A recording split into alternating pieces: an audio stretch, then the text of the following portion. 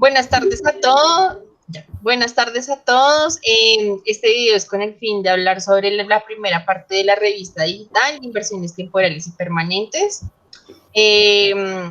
Somos el grupo 4 del NRC 6518. Quien les habla, Natalie Monroy Blanco, Ailí Polanía Hernández, Ángela María Trujillo y Maribel Morales. Las inversiones temporales y permanentes representan la colocación de dinero sobre las cuales una empresa puede obtener un rendimiento a futuro, ya sea por la realización de un interés mediante la venta o un mayor valor a su costo de adquisición. Estas inversiones, ya bien sean a largo plazo o a corto, representan colocaciones que realiza la empresa para obtener un rendimiento de estas o recibir dividendos que ayuden a aumentar el capital de la empresa. Cuando el precio de una acción baja en el mercado, no hay forma cierta para afirmar si la disminución será temporal o permanente. Es por esta razón que hay ciertas normas que regulan la evaluación que se aplica para contabilizar las inversiones en valores de deudas negociables y en valores patrimoniales negociables. Se clasifican las inversiones financieras en dos partes, que es la inversión temporal y la inversión permanente. Las inversiones temporales representan valores negociables convertibles en efectivo en un corto plazo con el fin de obtener un rendimiento, es decir, que sea como que sea efectivo, algo líquido al momento. Inversiones permanentes hace referencia a que sean inversiones a largo plazo realizadas por una sociedad con un propósito de proteger y aumentar las actividades pues, de las inversiones temporales y representan una minoría en el capital. ¿Qué es una inversión?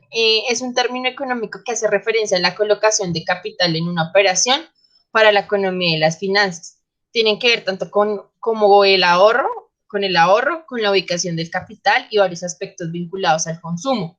La inversión es típicamente un monto de dinero que se pone a disposición de terceros de una empresa o de un conjunto de acciones con el fin de que el mismo se incremente y que genere ganancias dentro pues del proyecto empresarial.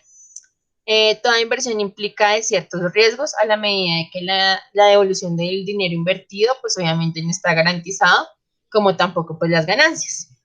La inversión tiene ciertos elementos que la definen, pues su inversor, que es el sujeto, el activo financiero, que viene siendo pues el dinero, un activo en el que se invierte, la renuncia a una satisfacción pues inmediata, una promesa de recompensa futura o pues menos incierta. La inversión es financiera cuando el dinero se destina a la adquisición de activos cuyo precio depende de las rentas que se generen en el futuro, como las acciones de una empresa, depósito a largo plazo y títulos de deuda. A continuación, mi compañera Maribel les hablará de inversiones temporales.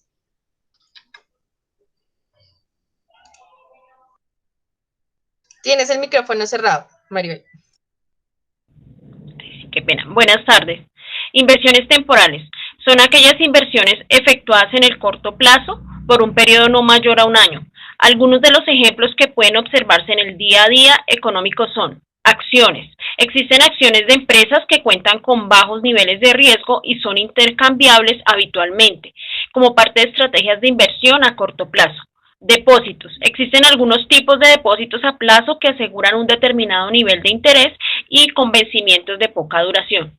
Letras del Tesoro. A menudo se explica este instrumento como ejemplo claro de inversión segura y de bajo rendimiento, al estar cubiertos por los distintos países. Bonos. Algunos tipos de bonos a corto plazo también son frecuentemente empleados como fuente de liquidez inmediata. Las inversiones permanentes. Las inversiones permanentes son fondos invertidos con la finalidad de conservar la inversión en largo plazo. La intención del ente es mantener la inversión en sus activos por un plazo que exceda un año.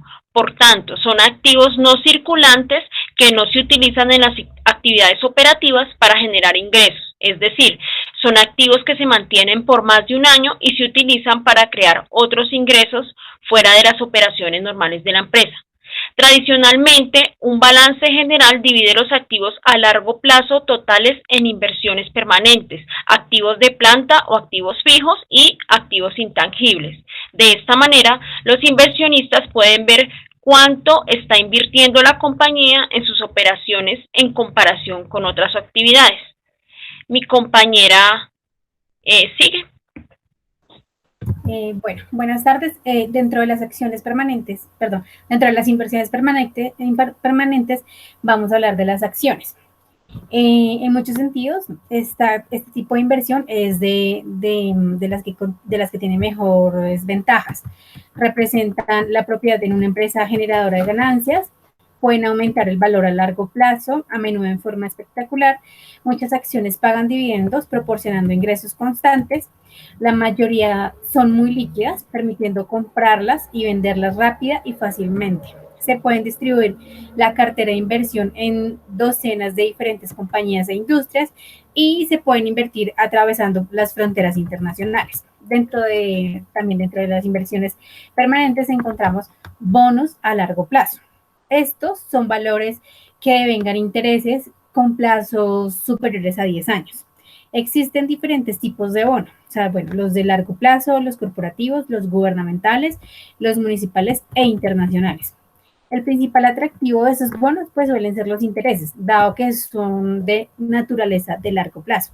Generalmente pues sus rendimientos son altos y los valores, o sea, con intereses a corto plazo. El mayor riesgo para estos bonos es que la tasa de interés disminuya y que pues al estar encerrados en una tasa de interés, pueda quede por debajo del mercado. Si las tasas de interés caen por debajo de la tasa a la que se compra, el bono del mercado o el bono podría aumentar. Bueno, seguimos con fondos mutuales. Estos funcionan como carteras de un gran número de acciones y bonos diferentes. Debido a esa diversificación, pueden ser una de las mejores inversiones a largo plazo disponibles. Todo lo que se necesita hacer es asignar un monto o uno o más fondos y el dinero será invertido en nombre del inversionista. Se pueden utilizar los fondos para invertir en los mercados financieros, principalmente en la forma que se desee. Bueno, dentro de esas inversiones también tenemos bienes raíces, son las propiedades inmobiliarias que se mencionan frecuentemente como una alternativa en las acciones, como una mejor inversión permanente pues, para las empresas. La forma más básica de invertir en bienes raíces es poseer su propio local, bueno, su propia empresa, su propio edificio. A diferencia de otras inversiones, los bienes raíces pueden ser muy aprovechados, especialmente cuando es un ocupante propietario. Dentro de las inversiones están también los terrenos. Es un atractivo a largo plazo que normalmente se usa para las operaciones de la empresa.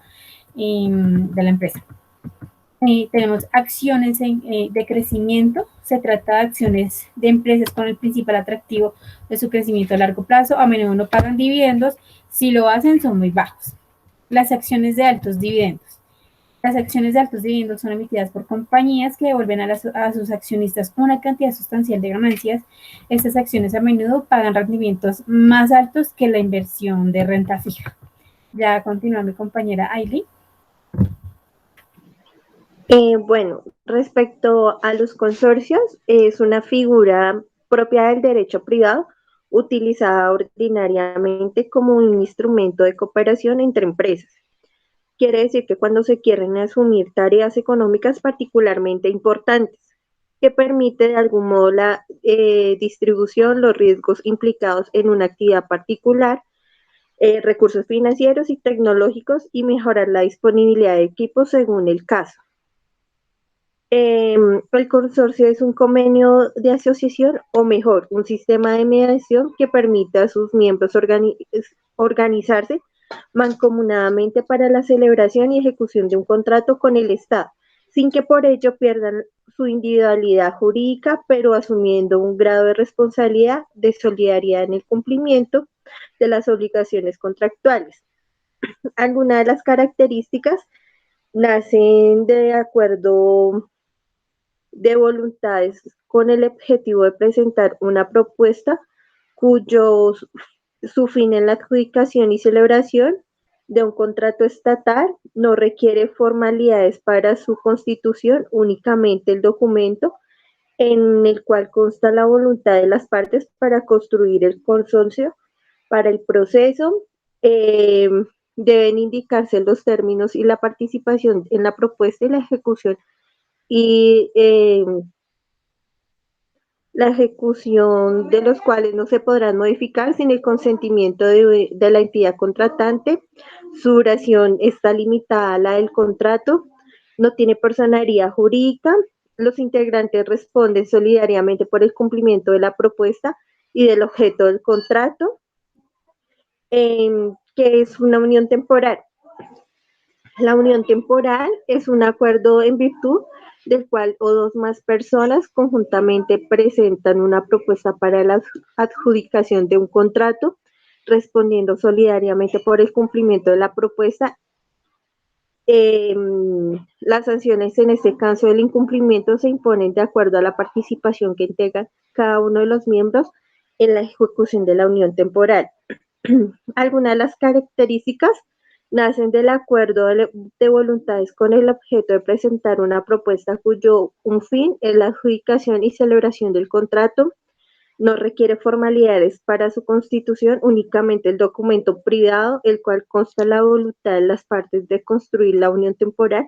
Para el proceso se deben indicar los términos y participación de la propuesta y la ejecución, los cuales no se podrán modificar sin consentimiento de la entidad contratante. Su duración está limitada a una duración del contrato, no tiene personería jurídica, los integrantes responderán solidariamente el cumplimiento de la propuesta del objeto del contrato, y finalmente si no construirse, al constituirse una persona jurídica, no hay un representante legal. Sin embargo, esto no es un impedimento para que no se nombre un representante que se encargue de canalizar las actuaciones frente a la entidad contratante. ¿Qué es patrimonio? Bueno, el patrimonio está formado por un conjunto de bienes, derechos y obligaciones pertenecientes a la persona física o jurídica en cierto momento, ya que constituyen los medios económicos y financieros a través de los cuales cumplen sus fines. Por tanto, se considera que el patrimonio pues son los bienes materiales, físicos y materiales que posee esta persona.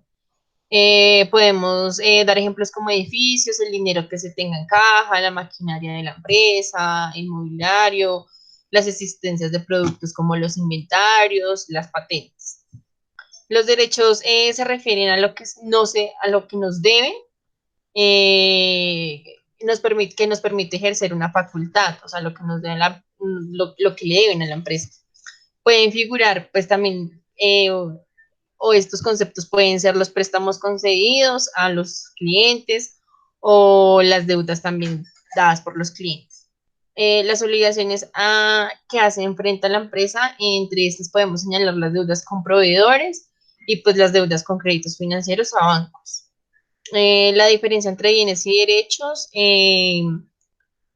los derechos son activos y las obligaciones son pasivos. Se le denomina neto patrimonial o patrimonio neto, de manera que el neto patrimonial está formado por los elementos patrimoniales que se refiere a los propietarios de la empresa, como el capital aportado, beneficios no distribuidos y entre otros. A total masa, los pasivos, o sea, propios y ajenos, se les denominan fuentes de financiación y configuran la estructura financiera del patrimonio. De la misma manera, el total de las masas patrimoniales del activo se les denominan aplicaciones y conforman la estructura económica del patrimonio.